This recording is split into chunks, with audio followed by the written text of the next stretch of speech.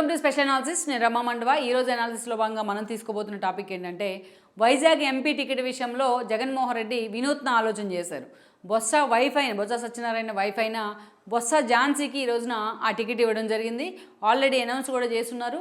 అటు విజయనగరంతో పాటు ఉత్తరాంధ్రతో ఉన్న మిగతా జిల్లాలు శ్రీకాకుళం అండ్ వైజాగ్ లాంటి చోట్ల కూడా బొత్సకున్న ఒక క్రేజ్ కానీ ఆయనకున్న ఒక ఇమేజ్ కానీ వైజాగ్లో ఝాన్సీకి ఒక యాడ్ ఆన్ ఎలిమెంట్ అవుతుంది. తద్వారా ఈ రోజున ఆ సీటు గెలుచుకోవడం ఈజీ అవుతుందని కూడా జగన్మోహన్ రెడ్డి ఆలోచన చేస్తున్నారు.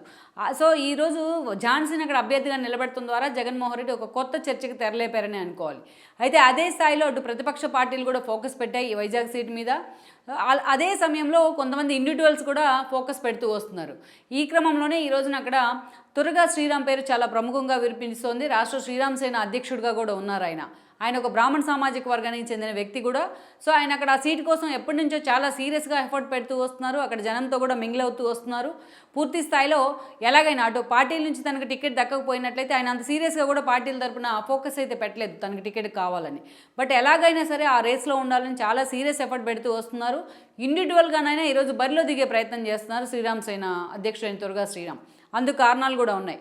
పర్టికులర్లీ ఇక్కడ మనం చూస్తే గత ఎన్నికల్లో 2014 పరిణామాలు పక్కన పెడితే 14లో విజయం లాంటి వాళ్ళని కూడా ఓడించి బీజేపీ తరఫు నుంచి హరిబాబు అక్కడి నుంచి ఎమ్మెల్యే అయ్యారు ఆ రోజున్న పొత్తుల్లో భాగంగా. సో ఆ తర్వాత 19 ఎన్నికలను జగన్మోహన్ రెడ్డి చాలా సీరియస్గా తీసుకున్నారు ఈ సీటు విషయంలో. ఆయన ఎంఈవి సత్యనారాయణ పేరును ఒక కమ్మ సామాజిక వర్గానికి చెందిన వ్యక్తిని తెర మీదకి తీసుకొచ్చారు. అటు జేడీ లాంటి వాళ్ళు జనసేన నుంచి పోటీ చేశారు. ఇటు మూర్తి మనవడైన బాలకృష్ణ చిన్నల్లుడైన శ్రీభరత్ కూడా టీడీపీ నుంచి పోటీ చేశారు.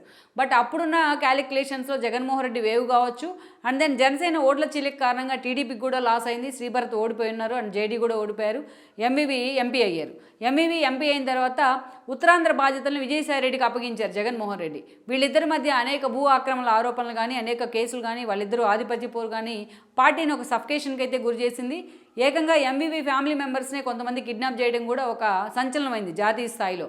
ఇక అప్పటి నుంచి కూడా జగన్మోహన్ రెడ్డి ఎంవీవీని తీసుకొచ్చి వైజాగ్ తూర్పులో ఇన్ఛార్జిగా నియమించారు. ఆయన అక్కడ వెలగపూడి రామకృష్ణ వ్యతిరేకంగా పోటీ చేసే పనిలో బిజీ అయ్యారు. దీన్ని వ్యతిరేకిస్తూ కూడా వంశీకృష్ణ యాదవ్ లాంటి వాళ్ళు ఇటీవలే జనసేనలో కూడా చేరుతున్న పరిస్థితి ఉంది. సో ఆయనకు కూడా కీలక బాధ్యతలు ఇవ్వబోతున్నారని ఒక చర్చ ఉంది. బట్ ఇదంతా ఒక ఎత్తు అయితే ఈ రోజున బొత్స ఝాన్సీని జగన్మోహన్ రెడ్డి అక్కడ అనౌన్స్ చేస్తున్నారు. ఈ రోజున టీడీపీ నుంచి పొత్తుల్లో ఉన్నప్పటికీ కూడా జనసేన పొత్తుల్లో ఉన్నప్పటికీ ఆ సీటు మాత్రం టీడీపీ కోరుతోంది. శ్రీభరత్ను పక్కన పెట్టే అవకాశమే లేదు. ఆయన్నే ఎంపీగా పోటీ చేసించే అవకాశం అయితే టీడీపీ నుంచి స్పష్టంగా ఉంది.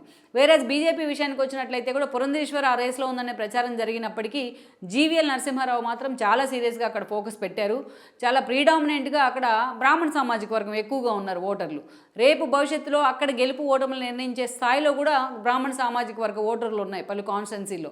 అందుకే జగన్మోహన్ రెడ్డి కూడా ఒక దశలో ద్రోణంరాజు శ్రీనివాస్ కొడుకైన శ్రీవాసవ్ మీద కూడా ఆయన ఫోకస్ పెట్టారన్న ప్రచారం ఉంది. బట్ ఈ రోజున వాళ్ళందరినీ పక్కకు జరిపి ఆ ప్లేస్లోకి బొత్స ఝాన్సీని అనౌన్స్ చేయించారు జగన్మోహన్ రెడ్డి. బట్ ఇప్పుడున్న పరిస్థితుల్లో ప్రధాన పార్టీల నుంచి పలు సామాజిక వర్గానికి చెందిన వ్యక్తులు రేస్లో ఉంటారు. అటు చూస్తే బొత్స ఝాన్సీ కానీ ఇటు చూసినట్లయితే ప్రత్యేకించి ఎంఈవి సత్యనారాయణ ప్లేస్లో బొత్స ఝాన్సీ ఉంటే శ్రీభరత్ లాంటి వాళ్ళే కమ్మ సామాజిక వర్గానికి చెందిన భరత్ అటు నుంచి పోటీ చేస్తున్నారు టీడీపీ నుంచి జనసేన ఉమ్మడి అభ్యర్థిగా. ఇటు బీజేపీ నుంచి జీవీఎల్ పొత్తుల్లో అయినా తనకు ఆ సీట్ రాకపోతుందా అంటూ కూడా అక్కడ ఆయన ఫోకస్ పెట్టున్నారు. బట్ ఎప్పుడు జనంలో ఉన్న నేతగా కూడా ఆయనకి పేరేం లేదు పెద్దగా ప్రత్యక్ష రాజకీయాల్లో. రాజ్యసభ సభ్యుడిగా మాత్రమే ఎక్స్పోజ్ అవుతూ వచ్చారు. మరి జీవీఎల్కు ఎంతవరకు ఆ టికెట్ లభిస్తుంది అనేది ఒక $1 మిలియన్ ప్రశ్న. అందుకే ఇలాంటి ఈక్వేషన్స్ మధ్య ఈ ఓట్ల చీలిక తనకు ఎట్లాగైనా సరే యాడ్ ఆన్ ఎలిమెంట్ అవుతుందని తురగా శ్రీరామ్ లెక్కలు కడుతూ వస్తున్నారు. ఆయన గతంలో సీనియర్ జర్నలిస్ట్గా కూడా పనిచేసిన అనుభవం ఉంది. ఎనలిస్ట్గా కూడా పనిచేసిన అనుభవం ఉంది. శ్రీరామ్ సేన అధ్యక్షుడిగా కూడా ఉన్నారాయన. అనేక హిందూ వ్యవహారాలకు సంబంధించిన ఇష్యూలో కావచ్చు, హిందూ మతానికి సంబంధించిన ఇష్యూలో కావచ్చు వన్ సైడెడ్గా మాట్లాడుతూ అనేక సార్లు వార్తల్లోకి ఎక్కిన సందర్భం కూడా ఉంది తురగా శ్రీరామ్. సో అలాంటి తురగా శ్రీరామ్ ప్రధాన పార్టీల మీద ఫోకస్ పెట్టకుండా తన ఓన్గా తను కోపప్ చేసే ప్రయత్నం చేస్తున్నారు అక్కడ. ఎలాగైనా సరే ఏదైతే వైజాగ్ పార్లమెంట్లో పరిధిలో ఉన్న మిగతా అసెంబ్లీ కాన్స్టిట్యున్సీలో బ్రాహ్మణ సామాజిక వర్గ ఓటర్లు ఎక్కువగా ఉండడం, తనకంటూ కూడా సెల్ఫ్ ఐడెంటిటీ ఒకటి క్రియేట్ చేసుకోగలిగారు ఆయన పలు ఇష్యూల మీద మాట్లాడుతూ, అదేవిధంగా పలు ప్రజా సమస్యల మీద జగన్మోహన్ రెడ్డిని నిలదీస్తూ.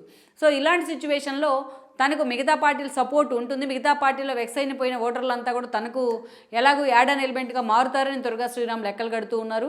తన హిందుత్వ నినాదమే కాదు, తను ప్రజా సమస్యల మీద ఫోకస్ చేసిన తీరు కూడా తనకు అక్కడ ఒక ప్లస్ అవుతుందని కూడా ఆయన లెక్కలు కడుతున్నారు.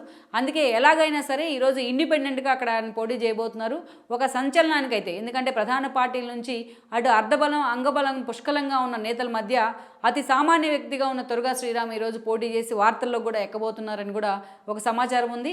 లెట్స్ సీ మరి ఇంతమంది స్టాల్వార్డ్స్ లాంటి నేతల మధ్య ఒక తురగా శ్రీరామ్ బ్రాహ్మణ సామాజిక వర్గం నుంచి అక్కడ పోటీ చేసినట్లయితే ఎంతవరకు కూడా ఆయన తన ఇండివిజువాలిటీ నిలబెట్టుకునే అవకాశం ఉంది ఆయన అనేదైతే ఒక చర్చ అయితే, మొత్తానికి అలాంటి ఒక ప్రయోగం ద్వారా మిగతా పార్టీలని ఈరోజు తురగా శ్రీరామ్ టెన్షన్ పెట్టిస్తున్న పరిస్థితి అయితే ఉంది.